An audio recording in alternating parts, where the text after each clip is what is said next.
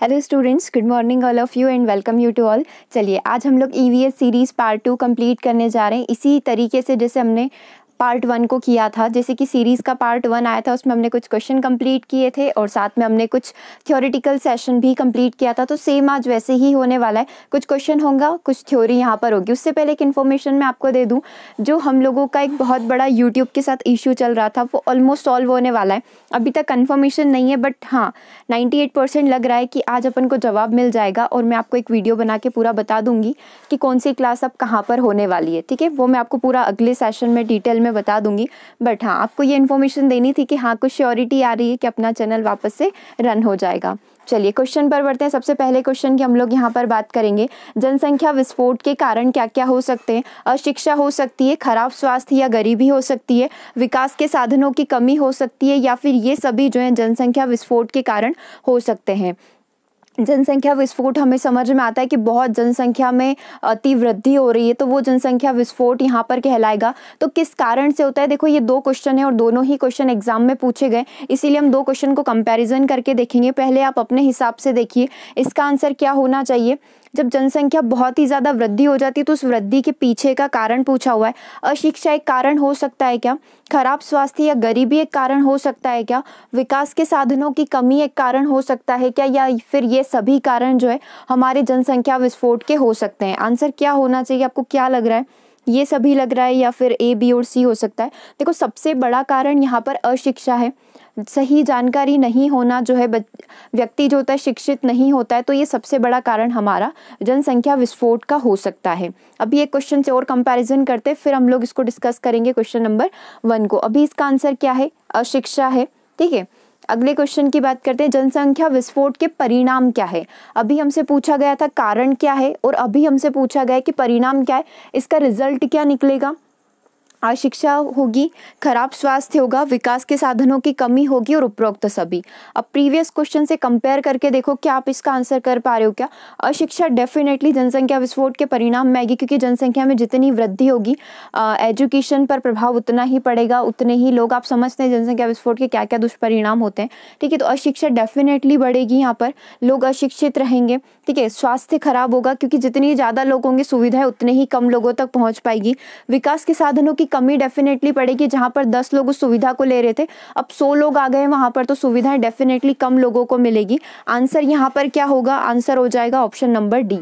ये जनसंख्या विस्फोट के परिणाम यहाँ पर हो सकते हैं। क्या अब आप इसको कंपेयर करके समझ पा रहे हैं कारण क्या है? कारण अशिक्षा है और उसके रिजल्ट, उसके आउटकम क्या क्या हो सकते हैं? अशिक्षा हो सकता है, खराब स्वास्थ्य हो सकता है, विकास के साधनों की कमी हो सकता है। ठीक है, लेकिन कारण क्या है? अशिक्षा है। आई थिंक आप इस चीज़ को बहुत अच्छे से समझ गए होंगे, क्योंकि ये क्वेश्चन पूछे हुए हैं तो आपको ध्यान रखना है कि किस तरीके से क्वेश्चन पूछा जा रहा है और आपका आंसर क्या होना चाहिए। इसीलिए आज ये क्वेश्चन ऐड किया। ये आपका जो पहला चैप्टर है परिवार वाला, वहीं से बनकर आएंगे, क्योंकि वहीं से परिवार से रिलेटेड जितनी भी चीज़ें होती है आपके बनकर आएगी। ओके, चलिए अगले क्वेश्चन पर बढ़े। अगला क्वेश्चन क्या बोल रहा है, जनसंख्या दिवस कब मनाया जाता है। बहुत आसान सा क्वेश्चन है, क्योंकि आपके दिवस के क्वेश्चन भी बनेंगे। अगले जो हमारे थ्योरेटिकल सेशन होंगे उसमें आपके दिवस यानी कि दिन भी कंप्लीट होंगे। जनसंख्या दिवस हम लोग हर साल 11 जुलाई को मनाते हैं। आंसर क्या हो जाएगा? आंसर हो जाएगा आपका ऑप्शन नंबर बी, है ना। ऐसे ही हमको करके सारे डे याद करने पड़ेंगे। एक महीने में ज़्यादा तो नहीं, कम से कम 6 से 7 दिवस होते हैं, वो तो याद करना ही है। हम लोग कर लेंगे, कोई दिक्कत वाली बात नहीं है इसमें। अगले क्वेश्चन की बात करते हैं, परिवार नियोजन द्वारा किस समस्या का समाधान हो सकता है। परिवार नियोजन की बात हो रही है। यदि एक व्यक्ति परिवार नियोजन को समझता है, जैसे कि हमारे दो वाली चीज़ को समझता है, तो उससे किस समस्या का समाधान यहाँ पर हो सकता है। जनसंख्या नियंत्रण का, देश के विकास में वृद्धि का, माँ तथा शिशु की मृत्यु में कमी का और उपरोक्त सभी का। तो यदि परिवार नियोजित है, उसका नियोजन अच्छे से हुआ है, तो जनसंख्या नियंत्रण, जो जनसंख्या विस्फोट हो रहा है वो डेफिनेटली कंट्रोल होगा। देश के विकास में डेफिनेटली वृद्धि होगी और जो मृत्यु दर है उसमें डेफिनेटली कमी आएगी। आंसर क्या हो जाएगा? आंसर हो जाएगा उपरोक्त सभी। तो ये जनसंख्या से रिलेटेड जितने भी क्वेश्चन बनते हैं आपके सारे ऐसे ही बनने वाले हैं। ऑप्शन आपको बिल्कुल सेम दिखेंगे, क्वेश्चन में हल्का फुल्का सा डिफरेंस रहेगा। तो क्वेश्चन के लैंग्वेज को समझना, फिर उसका आप आंसर करना। ठीक है, ये 4 क्वेश्चन कंप्लीट किए हैं। आगे बात करते हैं हम लोग यहाँ पर, जैसे कि हम लोगों ने कल स्टार्ट किया था नेशनल पार्क, राष्ट्रीय उद्यान के बारे में, तो उसको थोड़ा सा और आगे बढ़ाकर उसके कुछ क्वेश्चन कंप्लीट करते कि कल वाली चीज़ें आपको याद है कि नहीं है, और साथ के साथ कुछ नई चीज़ें भी डेफिनेटली हम लोग सीखेंगे। देखो गिर शेर परियोजना कहाँ पर स्थित है? गुजरात के जूनागढ़ में जो है हमारा गिर शेर परियोजना स्थित है, जहाँ पर क्या किया जाता है, एशियन जो शेर हैं उनको क्या किया जाता है, सेव किया जाता है, उनको संरक्षित किया जाता है। तो गिर शेर परियोजना गुजरात में स्थित है। और गुजरात में कहाँ पर? गुजरात के जूनागढ़ में स्थित है। थोड़ी सी जानकारी पढ़ लेते हैं, काम ही आएगी। गिर अभ्यारण्य जो एकमात्र एक ऐसा उद्यान है जहाँ पर एशियन शेर पाए जाते हैं। गिर अभ्यारण्य को 1973 में राष्ट्रीय उद्यान का दर्जा दिया गया था। पहले ये वन्य जीव अभ्यारण्य था, लेकिन फिर इसको यहाँ पर नेशनल पार्क के रूप में घोषित कर दिया गया। अगले बात करते हैं सरिस्का राष्ट्रीय उद्यान कहाँ पर स्थित है। तो कल हम लोग किए थे कि सरिस्का राष्ट्रीय उद्यान जो है हमारा राजस्थान में स्थित है ना। रणथंभौर, भरतपुर ये सब हमारे राजस्थान में, लेकिन थोड़ा और डिटेल आज पढ़ेंगे। सरिस्का राष्ट्रीय उद्यान राजस्थान के अलवर जिले में स्थित है।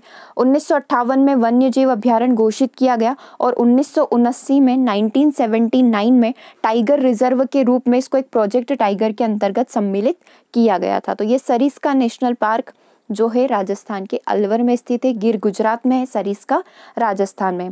भारत में प्रोजेक्ट टाइगर कब प्रारंभ हुआ? आपको पता भी होगा। प्रोजेक्ट टाइगर जो है, टाइगर स्टेट किसे बोला जाता है?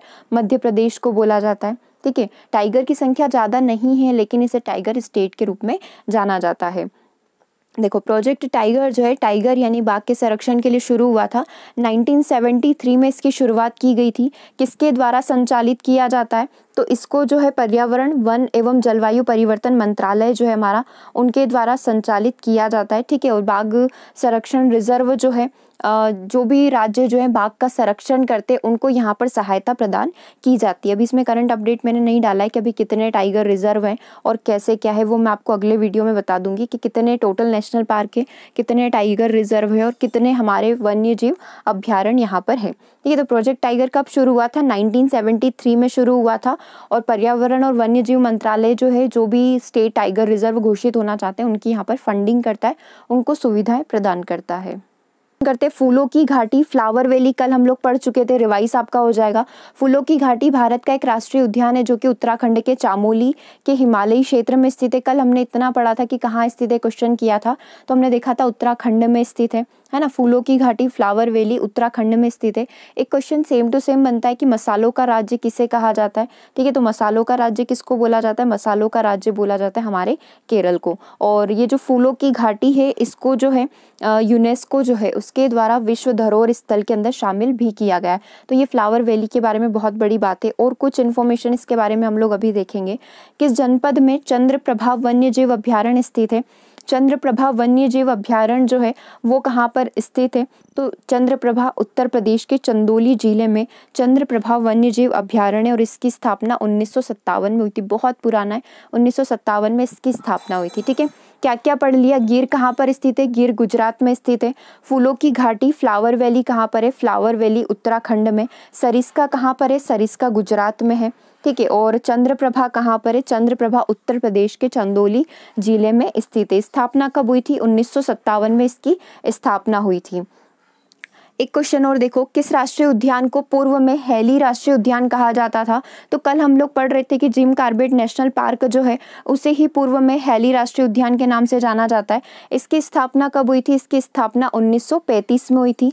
1947 में जो इसका नाम बदलकर रामगंगा राष्ट्रीय उद्यान रखा गया। फिर 1957 में जब चंद्रप्रभा वन्य जीव अभ्यारण्य बना था, उसमें इसका नाम बदलकर, मतलब दोनों अलग अलग है, बिल्कुल कनेक्टेड नहीं है, बट सन याद रखने के लिए हम लोग इन दोनों को जोड़ रहे हैं कि 1957 में जब चंद्रप्रभा बना था तभी जिम कॉर्बेट राष्ट्रीय उद्यान इसका नाम रख दिया गया था। कहाँ पर स्थित है? उत्तराखंड के नैनीताल में ये स्थित है। जब भी उत्तराखंड जाओगे फ्लावर वैली को देख कर आना, और जो हमारा जिम कॉर्बेट नेशनल पार्क है इसको भी ज़रूर देख कर आना। ठीक है, अपनी रियल लाइफ से कनेक्ट करके पढ़ो कि आप जब राजस्थान जाओगे तो सरिस्का देखना है, तो ऐसे याद रहेगी चीज़ें आपको। तो क्या है? हैली का नाम जिम कॉर्बेट है, उससे पहले इसका नाम रामगंगा था। ठीक है, फिर फाइनली इसका जिम कॉर्बेट किया गया, उत्तराखंड में ये स्थित है। काजीरंगा तो आप सभी को पता होगा, बहुत प्रसिद्ध भी है एक सींग वाले गेंडे के लिए। काजीरंगा राष्ट्रीय उद्यान असम में स्थित है। यह एक सींग वाले जो गेंडे होते हैं उनके लिए बहुत प्रसिद्ध है और इसकी स्थापना 1908 में हुई थी। ठीक है, तो ये आप यहाँ पर ध्यान रख सकते हैं। काजीरंगा नेशनल पार्क हमारा असम में स्थित है और एक सींग वाले गेंडे के लिए प्रसिद्ध है और 1908 में इसकी स्थापना कर दी गई थी। राजस्थान राज्य का पक्षी अभ्यारण्य किस जिले में स्थित है? यदि हम पर्टिकुलर राजस्थान राज्य की बात करें और इसके पक्षी अभ्यारण्य की बात करें तो ये स्थित है हमारा केवलादेव घाना पक्षी विहार, जो कि भरतपुर जिले में स्थित है। ठीक है, सरिस्का भी राजस्थान में, रणथंभौर भी राजस्थान में, और ये केवलादेव घाना पक्षी विहार है, पक्षियों का एक बोल सकते हो आप, वो कहाँ पर स्थित है? पक्षी अभ्यारण्य हमारा राजस्थान के भरतपुर जिले में स्थित है। 1971 में इसको पक्षी विहार घोषित किया गया था और 1975 में इसको यूनेस्को के द्वारा विश्व धरोहर में शामिल किया गया था। यूनेस्को क्या है? यूनेस्को क्या करता है, जैसे कि कोई भी बहुत ही ज़्यादा प्रसिद्ध चीज़ हो गई तो उसका एक डेटा रखता है, उसको एक विश्व धरोहर बनाता है कि विश्व की एक संपत्ति है, एक हेरिटेज चीज़ है जिसको संरक्षित करने की आवश्यकता है, तो उसमें डाला जाता है यूनेस्को की लिस्ट में। तो राजस्थान का जो पक्षी विहार है केवलादेव, इसको भी यूनेस्को की लिस्ट में डाला गया है। 1971 में बना था और 1975 में जो है इसको विश्व धरोहर में डाल दिया गया। उस राष्ट्रीय उद्यान का नाम क्या है जो 15 द्वीपों में फैला हुआ है? मेराइन राष्ट्रीय उद्यान जो है पूरे 15 द्वीपों में फैला हुआ है, तो ये बहुत इंपॉर्टेंट है, आप इसका नाम याद रखेंगे। राष्ट्रीय उद्यान कौन सा है जो 15 द्वीपों तक फैला हुआ है? मेराइन राष्ट्रीय उद्यान। ठीक है, मेरीन बोलो, मेराइन बोलो, ठीक है। मेराइन राष्ट्रीय उद्यान जो है हमारा 15 द्वीपों में फैला हुआ है। भारत के प्रसिद्ध फूलों की घाटी वाला जो राष्ट्रीय उद्यान है, मैंने आपको बताया था कि इसके आगे और डिटेल हम लोग पढ़ेंगे। फूलों की घाटी वाला राष्ट्रीय उद्यान उत्तराखंड में है। ठीक है, उत्तराखंड में तो खोज कौन किया था इसकी, ये पूछा गया है। तो फ्रैंक स्माइथ और होल्ड्सवर्थ जो है उन्होंने इसकी खोज की थी। किसने की थी? फ्रैंक। बहुत ही ज़्यादा मतलब हम लोग क्या बोलते हैं, बहुत ही ज़्यादा फ्रैंक होना। फूलों की खोज करने वाले कैसे थे? फ्लावर की खोज करने वाले काफ़ी ज़्यादा फ्रैंक थे। हल्का सा भी नाम याद कर लोगे तो एग्जाम में आसानी हो जाएगी। फ्रैंक स्माइथ और होल्ड्सवर्थ ने इसकी खोज की थी। भारत के किस राष्ट्रीय उद्यान में घड़ियालों की संख्या बहुत ही ज़्यादा सर्वाधिक है? घड़ियाल मतलब मगरमच्छ, मगरमच्छ मतलब कि क्रोकोडायल। ठीक है, जिनके कान दिखाई नहीं देते, हमने पढ़ा भी है मगरमच्छ के बारे में, बहुत छोटे से होते हैं, दिखाई नहीं देते हैं बिल्कुल भी। भीतरकनिका राष्ट्रीय उद्यान जो कि ओडिशा में है, यहाँ पर घड़ियालों की संख्या बहुत ही ज़्यादा प्रसिद्ध है। ठीक है सॉरी, तो आपका आंसर क्या हो जाएगा? भीतरकनिका राष्ट्रीय उद्यान। ठीक है, अगले क्वेश्चन की बात करते हैं। कर्नाटक का वह राष्ट्रीय उद्यान कौन सा है जहाँ पर वन्य हाथियों को पकड़ने के लिए खेड़ा अभियान चलाया गया था? जैसे चिपको आंदोलन होता था, वैसे जो भी वन्य हाथियों को पकड़ते हैं उनको रोकने के लिए खेड़ा अभियान चला था। तो ये नागरहोल राष्ट्रीय उद्यान है, कहाँ पर है ये? कर्नाटक में है। ठीक है, तो बहुत सारे नए नए राष्ट्रीय उद्यान आज हम पढ़ रहे हैं और बहुत सारे जो कल पढ़े थे उनका रिविजन भी हो रहा है। ठीक है, तो बहुत अच्छे तरीके से हम लोग अपनी क्लास को कंप्लीट करें। सेशन अच्छा लग रहा हो तो लाइक कर देना, उन स्टूडेंट्स तक भी शेयर कर देना जिनको अभी तक नहीं पता चल रहा है कि अभी अपनी क्लासेस किस चैनल पर चल रही है। चलिए, कौन सा राज्य टाइगर स्टेट के नाम से जाना जाता है? मध्य प्रदेश को टाइगर स्टेट के नाम से जाना जाता है। दाचीगाम राष्ट्रीय उद्यान कहाँ पर स्थित है? दाचीगाम राष्ट्रीय उद्यान जम्मू कश्मीर के श्रीनगर जिले में स्थित है और इसकी स्थापना जो हुई थी 1981 में हुई थी। ठीक है, इतना आप याद कर लो, थोड़ा सा और करेंगे फिर इसको रिवाइज कर लेंगे। शांत घाटी जिस राष्ट्रीय पार्क का दर्जा प्राप्त है वो कहाँ पर स्थित है? तो शांत घाटी साइलेंट वैली जो है भारत के केरल राज्य में स्थित है। दोनों में घाटी घाटी आएगा। फूलों की घाटी बोले तो आपको उत्तराखंड करना है, उत्तराखंड में बहुत अच्छे फूल है, फूलों की घाटी है। और शांत घाटी साइलेंट वैली जो है केरल राज्य में स्थित है और मसालों का राज्य भी केरल को ही माना जाता है। ठीक है, चलो इतना सफिशिएंट है, इसको थोड़ा सा रिवाइज कर लेते हैं ताकि आपको डबल से देखने की आवश्यकता नहीं हो। कहाँ से हमने स्टार्ट किया था? यहाँ से। गिर शेर परियोजना कहाँ पर है? गुजरात के जूनागढ़ में 1973 में स्थापना हुई थी। सरिस्का जो है राजस्थान के अलवर में स्थित है, 1958 में बना था और 1979 जो है टाइगर रिजर्व के रूप में घोषित हुआ। प्रोजेक्ट टाइगर जो है 1973 में प्रारंभ हुआ था। पर्यावरण और वन्य जीव मंत्रालय जो है उसका संरक्षण करता है, वो उसकी देखरेख करता है। ठीक है, फूलों की घाटी कहाँ पर स्थित है? उत्तराखंड के चामोली में स्थित है, यूनेस्को की विश्व धरोहर में। ठीक है, उसके बाद अपन बात कर रहे थे कि चंद्रप्रभा कहाँ पर है? चंद्रप्रभा उत्तर प्रदेश में 1957 में स्थापना हुई थी और साथ ही 1957 में ही जो है हमारी एक और स्थापना हुई थी जिम कार्बेट की। ठीक है, इसको क्या करा गया था? इसका नाम जिम कार्बेट पड़ा था। स्थापना तो इसकी 1935 में हो गई थी। 1947 में रामगंगा राष्ट्रीय उद्यान इसका नाम था, पहले हेली था, फिर रामगंगा हुआ और फिर इसका जिम कार्बेट हो गया। काजीरंगा असम में स्थित है, एक सींग वाले गेंडे के लिए प्रसिद्ध है, 1908 में स्थापना। राजस्थान राज्य का पक्षी अभ्यारण्य केवलादेव भरतपुर में स्थित है, 1971 में संरक्षित विहार हुआ और 75 में यूनेस्को ले गया। ठीक है, उस राष्ट्रीय उद्यान का नाम 15 द्वीपों में मेराइन द्वीप जो है 15 द्वीपों तक फैला हुआ है। फूलों की घाटी की खोज फ्रैंक स्माइथ और होल्ड्सवर्थ ने की थी। घड़ियालों की संख्या भितरकनिका जो है उड़ीसा में है, वहाँ पर बहुत ज़्यादा है। इसी में कछुए के नाम पर भी उड़ीसा जो है भितरकनिका राष्ट्रीय उद्यान बहुत ज़्यादा प्रसिद्ध है। अगले की बात करते कर्नाटक का वो उद्यान जो हाथियों को पकड़ने के लिए खेड़ा अभियान चलाया था, नागरहोल कर्नाटक में। टाइगर स्टेट के नाम से मध्य प्रदेश को जाना जाता है। दाचीगाम राष्ट्रीय उद्यान कहाँ पर है? श्रीनगर जम्मू कश्मीर में स्थित है और 1981 में इसकी स्थापना हुई थी। ठीक है, तो चलिए आज के सेशन को हम लोग यहीं ओवर कर रहे हैं। कल के सेशन में मिलते हैं और जो भी इन्फॉर्मेशन होगी चैनल से रिलेटेड मैं आपको स्पेशली एक वीडियो बनाकर सारी इन्फॉर्मेशन दे दूंगी। ठीक है, it's all of because your blessings हम लोग यहाँ तक पहुँच पाए हैं और हम लोगों का चैनल जो है वो वेरीफाई हो पाया है। ओके, चलिए सेशन को देखने के लिए थैंक यू वेरी मच, और अच्छा लगा हो तो आप इसे लाइक कर सकते हैं।